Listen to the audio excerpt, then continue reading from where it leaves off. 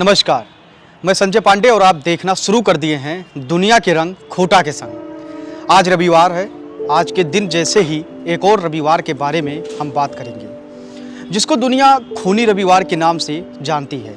ये वो रविवार था जब तमाम जिंदगियां सड़कों पर दम तोड़ रही थी। रूस की वो सड़कें लाश और खून से सनी हुई थी। चारों तरफ चीख और पुकार सुनाई देते रहे, लेकिन हुक्मरानों के कान में जूं तक नहीं रेंगा। गोलियां चलती रही और हजारों जिंदगियां सांसें तोड़ती रही। इतिहास के पन्नों में ये हिंसा हमेशा के लिए एक हृदय विदारक घटना के रूप में दर्ज हो गई। उस खूनी रविवार ने पूरी दुनिया के दिल को दहला दिया था। इस नरसंहार ने दुनिया को सोचने पर मजबूर कर दिया राजशाही शासन के कुशासन के बारे में। इस खूनी रविवार की कहानी की शुरुआत कुछ इस तरीके से हुई थी। समय होता है 22 जनवरी 1905 का।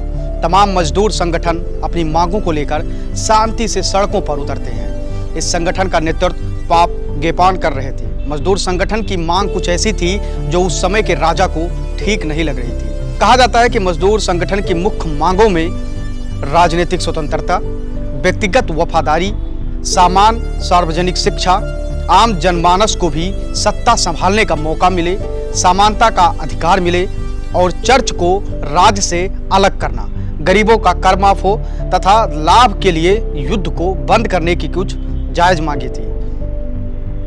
इसमें कुछ मांगे संगठन के कारखाना और श्रमिक मजदूर को लेकर भी थी, जैसे ओवरटाइम का अलग से पैसा मिले, श्रम और पूंजी के बीच के संघर्ष को भी स्वतंत्रता मिले। उस समय रूस में जॉर्ज निकोलस का शासन था और वो युद्ध में जापान से हार जाते हैं। युद्ध हारने के बाद रूस में गरीबता और भूखमरी पूरी तरीके से चारों तरफ फैल जाती है।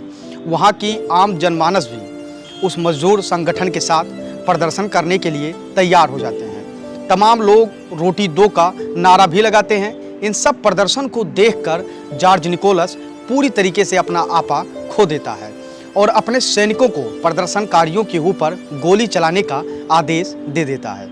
आदेश पाने के बाद घुड़सवार सैनिक भीड़ को रौंदते हुए उन पर अंधाधुंध गोलियां बरसाई, जिसमें तमाम बेगुनाह मजदूर और उनके परिवार मारे गए।